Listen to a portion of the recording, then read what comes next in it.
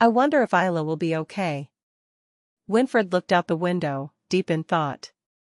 It had been a while since Ayla had been home, and he hadn't seen her since. Of course, it's not that he hadn't found out. It was rumored that the Duchess had invited a famous designer to her mansion to buy clothes for her daughter, and had officially begun training her to become his successor. But I still want to see you. He lowered his head with a sullen look. Noah must have grown a lot too. It had been several months since I had seen the baby, who was growing so fast that I wouldn't recognize him even if I hadn't seen him in a month. Why don't we go see Noah? And while we're at it, why don't we take a look at Ayla's face too? The Duke's household said they wouldn't accept visitors for the time being until Ayla got used to it, but if she kept insisting, she could come once. Winfred pouted.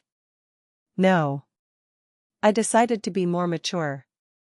He clenched his fists with determination. He had promised himself a long time ago that he would become an adult and earn Roderick's trust, but he couldn't afford to lose points by being stubborn like a child. They would see each other anyway when things calmed down. After all, Ayla had personally asked him to do something for Scott and Debbie. Since she said she was grateful to the people, she will surely visit me one day. Ayla's personality was such that she left her benefactor in the care of someone else and ignored him. So Winfred, who had been trying to be patient, thinking that he would contact him soon, tilted her head at the sudden feeling of discomfort. That? Something worries me. There was something strange, but I couldn't remember what it was. He scribbled incomprehensible scribbles with an elegant pen, and his mind wandered for a long time, trying to find the cause of the discomfort. And then, a little later. Hey! Winfred finally understood the identity of the inexplicable feeling of unease. It's not the right time. It was during a chance encounter in the Inselkov kingdom that Ayla asked for a safe place to hide her benefactors, and it was upon her return to the Empire that she met Debbie and Scott. If the couple hadn't lied, this was the first time they had met Ayla. Hadn't Ayla, as if she knew everything, prepared a plan to save them in advance? My uncle wouldn't have told her in advance. And did Ayla come up with the plan alone? No, even if it were. Ayla clearly said that they were people she was grateful to. There is no reason to be grateful to people you don't even know. His mind became confused. Could Ayla possess the ability to foresee the future? As the daughter of the brilliant sorceress Ophelia, she might have been born with magical abilities, but not even the most gifted sorceresses could accurately predict the future. It was while Winfred was organizing her mind, full of questions and confusion. Ahem, ahem. A familiar cough came from the door. It was from his father, Hiram, Emperor of the Pelis Empire.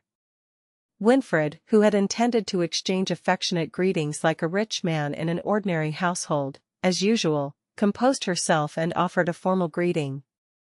Ah, father. You are already here. What are you thinking about so much that you don't even hear me when I call? His father growled, his lips pursed, as if he had been waiting a long time for it. It's no big deal. What brings you here? When Winfred, feeling unnecessarily embarrassed, asked in a deliberately calmer voice, Hiram opened his mouth with a mischievous smile. The painting that this father said he would give you for your birthday just arrived. When you're done, would you like to go see it together? Wow. Oh really? He had promised to give her a painting by her favorite artist for her 16th birthday. Upon learning that the painting had arrived at the palace, joy appeared on Winfred's face. He was about to run into the painting at any moment. But he sighed deeply, as if trying to calm himself, and soon regained his calm.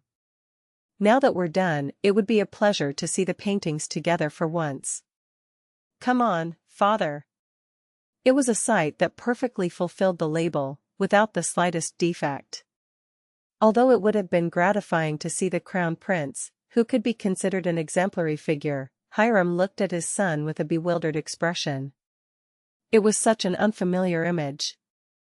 Of course, until now, whenever there were visitors to the palace, its appearance was not very different from today. To outsiders, he had always presented himself as an educated and respectable crown prince. But in private, as now, his son was always lively and innocent. If it had been any other day, he would have run out to see his favorite artist's painting, but what kind of wind suddenly blew and made him walk so calmly? Hiram watched his son's profile as he walked calmly, worried that something had happened to him. It's not really quiet, at all. Winfred was clearly trying to suppress her urge to rush and feign calm. Hiram reflected on this uncomfortable scene. Come to think of it, Winfred's attitude had changed a bit lately. It was funny how he got angry and flinched quickly whenever I bothered him, but lately he was trying to be nice and not lose his temper. At the time, Hiram thought that perhaps his jokes were too conventional and that he needed to develop a new repertoire, but now that he looks back on it, that doesn't seem to be the problem. Ahem. Winfred. Yes, father. It seems that you don't like your father's gift as much as I thought. If you really liked it, you'd be jumping for joy by now, Hiram said with a sullen expression, shoulders slumped, and feigned disappointment. No way. It is a painting that I have always wanted. I'm already 16 years old and I can't behave like a child forever. I need to mature. Winfred shrugged. As you get older, you must mature. It wasn't bad. But it was evident that he could barely suppress the urge to run. Ahem. Hiram, feeling uncomfortable for no reason, cleared his throat. It was natural for him to grow older and mature. He also knew that Winfred couldn't remain a bright, cheerful child in his arms forever. However, the changes that were happening to Winfred now were a little different from the natural aging process. He felt bad because he felt that Winfred was covering herself with a false image, something she had worked hard to create, rather than something genuine. Becoming an adult and giving up one's identity were two different things. Hiram watched silently as his son admired the painting. Even as Winfred was about to exclaim in admiration, she looked around with a strange expression, as if she were suppressing an itch. Thank you very much, father. The painting is so beautiful. Well, I'm glad you like it. You said you were done with work, right? Then why don't you have a cup of tea with me? Hiram asked with a kind expression. His usual mischief was gone, and his attitude was serious. Oh, yes. I'll have the tea made. Although it felt strange seeing her father like this, Winfred nodded and ordered refreshments to be prepared. And after a while, a tea table was prepared. As she drank, Winfred continued to watch her father's face. Judging from his gentle expression, he wasn't angry, but she didn't understand why he had suddenly become so serious. Excuse me. Father, is there something you want to tell me? When he finally couldn't contain his curiosity and asked this question, Hiram put down the teacup, still smiling fondly.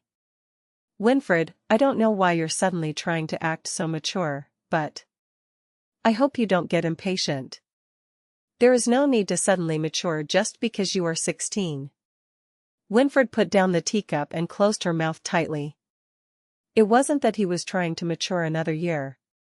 But it's not like I can say, I like Ayla, so I want to be trustworthy so that the Duke of Weishafen will recognize me. I just want to be trustworthy.